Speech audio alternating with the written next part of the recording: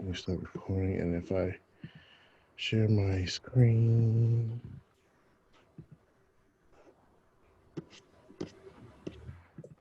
All right, so can everybody see my screen, my terminal?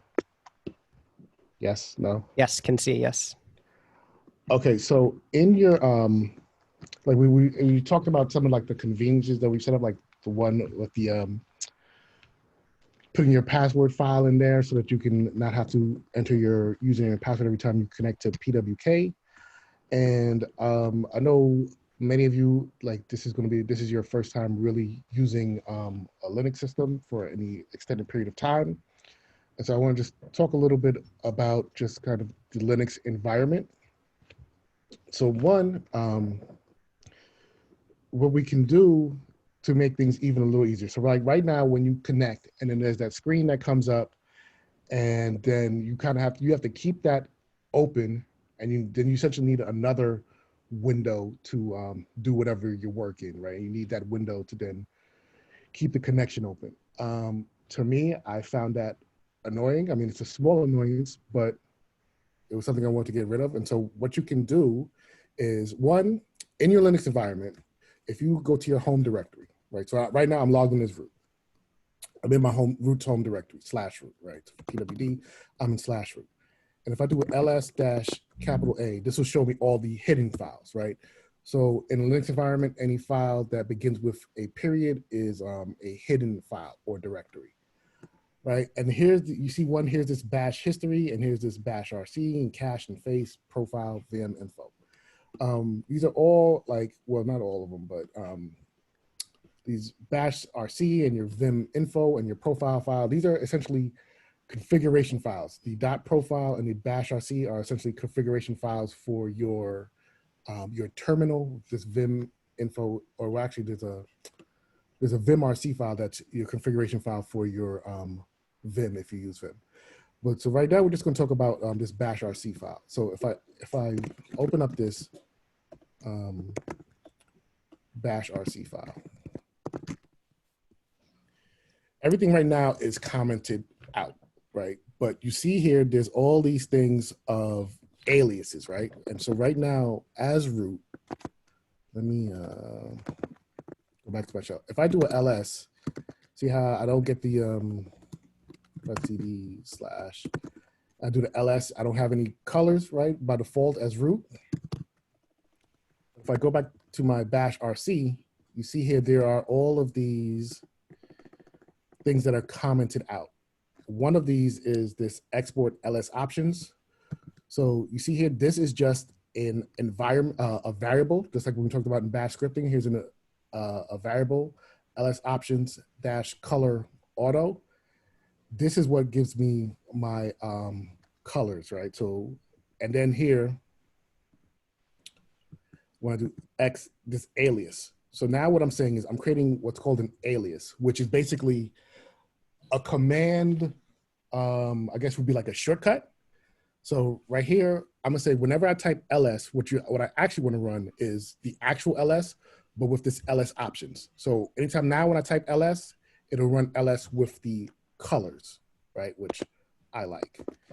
So if I write this, go back to my shell, and then if I do source.bash rc, and source is just going to read that file and make those configuration changes live, or I could log out and log back in. And because anytime I log back in, anytime you log in, these things are red. If I do source.bash rc, now if I cd up and I do ls, now I get the colors that, I get the pretty colors that kind of help me understand what things are without having to just buy at a glance. Also, there are these other aliases in here, right? So this is another one I like, alias LL, which will then do LS with the colors with -L. So now if I do this, if I write this, and then I go back to the shell and I source this file again, and you can do source or you can actually do dot, right? Dot bash rc. And now if I do cd up again, and if I just do LL, right? It's my ls, the same thing as ls-l, but just a little shortcut. And so with that, what I like to do, one for me, I like these aliases on my RMs, CPs, and MVs, right? Because as root, you can do anything. And then if I accidentally remove something, there's no prompt. It's just going to remove it. So this -I on each one of these, this just, write this. This just gives me a prompt as the root user to that little are you sure prompt that you usually get in OSs, but on the command line. So if I just would say touch garbage, and then I said rm garbage, this, am I sure? Just to be extra safe as root, right? I like that. You may not like that. You may be sure maybe you never have typos or anything. So you can do that. But what I really want to show, so like once you have that open VPN set up, what I like to do, and you don't have to do this. This is just a minor convenience that I like, but I like to go into this first, let me, what's my path? CD into mount HDFS 2008. Oh, shared 2008. Let me copy this.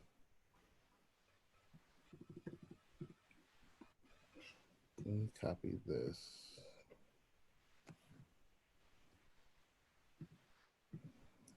And if I then exit this, I like to make a alias for my PWK connection. So I'll when you make an alias, you first give it the alias command, then whatever you want to call it. So I'll just call it like start PWK or connect to PWK, connect dash PWK, right?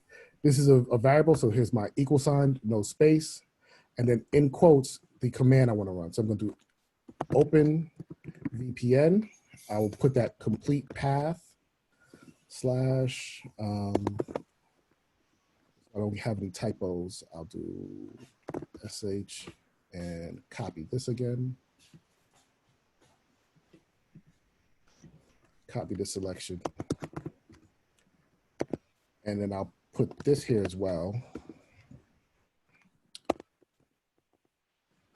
Write this. So now, am I connected? Yeah, so I'm not connected right now. But now if I do, first source that file. And now if I do connect PWK and I get that little, tab completion. So I can just get that, say connect PWK, and that'll run it for me. But I still have the same problem where it's coming out to the screen, right? So this terminal is still kind of wasted on this setup. So instead, what I like to do is what I'm going to do is in your file system, you have a folder called var. Inside of here, there is a folder called log. So right now I'm in var log. And here are all these different applications that put their logs in this folder. So right here, var log Apache 2, this is where my Apache logs are, so on and so forth, my MySQL, whatever, what have you. I'm going to create a new directory. So I'm just going to make a directory and just call it PWK. And then instead, what I'm going to do, so we all know about file redirection, right? So when I run this, Control C, when I run that connect-pwk, what I can do is redirect that output to a file in that var log, and let me append it. I can do var log PWK and just call it PWK connection. Now, all the output from that is being sent to that log file right now. So if I open up a new terminal and su, and I tail that file, tail-f var log PWK connection, there's that output, that same output, right? But the problem still remains, right? While this is running, it still hasn't came back and given me my prompt. So instead, what I want to do is in addition to just redirecting the output to that log file, I also want to give this ampersand as at the end of the command. And this then will run this command, redirect that output to that log file, and also run the command in the background, right? So here's my job running in my job number running in the background with this PID of 2036. And so now I have my command log back. So now I'm running. If I go back over here and if I keep tailing it, you see it's still connected. And if I do my IP-C ADR, you see I have my connection. So it's connected, but I still have my terminal running. So what I want to do is I'm just going to copy this little part, the redirection and the ampersand to send it to the background. Copy this, and here, I'm just going to add that here to the end of my file, to the end to this alias. So now this alias is the OpenVPN with my file, redirect the output to this log file that I've created, and then do it in the background. So now I can just, when I log in, I can just do connect-pwk, and it works like, it's just a nice convenience. I don't have that terminal that's like clogging everything up or just pretty much being wasted. Small convenience, but it's something that I like. And then also, anytime if you find yourself typing a command over and over and over again with the same flags, like I'm going to be using IP a lot, and so instead of having to always give that -C flag, which gives me the color, right? So if I go,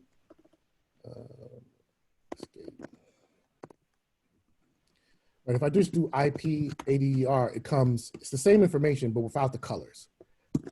You already know, I like my colors. So I use a -C flag all the time. This just makes the IP addresses, the information that I'm looking for just pops more. So what I'm gonna do is I'm gonna make an alias so that I don't have to remember the -C flag. So I'll make another alias and I'll call it IP and I'll set it equal to IP-C. And now, write this file. Well, now if I source my .-rc, now I can just do IP, still get my colors. I don't have to remember the -C flag. And when I want to connect, I'm already connected right now, but I can just, I can just type that alias that I created. So we're not going to spend time talking about like your bash environment and your bash configurations, but I just want to give you a little tip/trick that you can use. So if there's any command that you find running over and over with the same flags, you can add an alias in your bash RC file. Just alias equals quote whatever the command is with whatever flags you're running, and then the next time you log in, you can just run that alias instead of the command, and it'll save you a little bit of typing. Frank, yes. What if I need to disconnect from the VPN? Okay, so then you can make another one. So right now the VPN is running. So if I were to do, so you can do PS AUX, and this will give you, right, all the, all the processes that are running, right? What's going on? Okay. And if I do PS AUX and I want to do grep for OpenVPN, right? That's the command that we run to make the connection. This will give me the line that has the OpenVPN, right? So you see this 2036, that's my process ID. There is also a version of grep that works on processes. So if I do pgrep and I give it the name of the process, OpenVPN, this gives me back that process, right? There is another tool called pkill, which will kill a process. So I can just do pkill open VPN, and it will kill the process that's open VPN. So now if I do pgrep open VPN, there's no process, that process is dead. And if I do psaux with grep open VPN, it's just this grep command that I just ran. So the open VPN process is gone. And I can also, if I do IP ADDR, you see my tune0 internet connection is gone. So if I want to make a disconnect, I will add that to my bash RC as well. So I go VI my bash RC or nano, whatever you like, or exit. And let me just add a bunch of lines to bring this up to the top. And so I'll just make another one right after my connect. I'll do alias disconnect. PWK equals to pkill open VPN. And so now when I want to connect to a VPN, so actually let me do this. So I'll split this vertically and over here.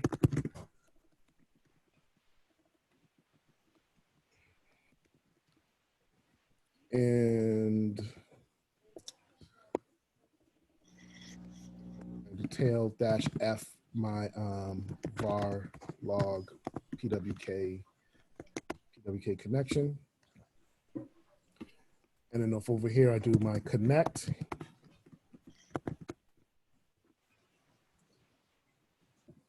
source.bashrc. And I do connect-pwk. There you go. See, it's going, it's connecting. It's connected now. IP ADDR. There's my tune0 device. And then if I want to disconnect, I can just say disconnect PWK. See here, process exiting, right? So I'm disconnected, and if I do my IP ADDR again, no tune0. So that's just a little tip and trick. And if you remind me, there's also a way that you can set up your, this is another thing where I've erred on the side of convenience instead of security. But with your sudo command there's a configuration file for that. We will get into that a little bit later, but maybe in one of the breaks, if somebody reminds me, I'll show you how to, you can set up sudo so that when you type sudo, you don't have to provide a password, and you can restrict that to certain users. So you can restrict that just to your Kali user. Now, then if somebody, like again, if somebody get access to your Kali user, then they have root access like automatically, because they wouldn't even need to know the Kali user's password, which you'll see like when we get into, as you start hacking, you'll see that sometimes you'll get access to account, but not via the password. So you'll have access to that account, but won't know that user's password. And so in a situation like that, if somebody were to do that to this VM, they'd have root access to this machine. Me, because of this, the status of this machine, like this isn't my workstation, I don't care. And I like that little convenience of being able to do sudo and not having to provide the password. So I can show you that later. But for right now, I think we can, well, any questions about what I just showed?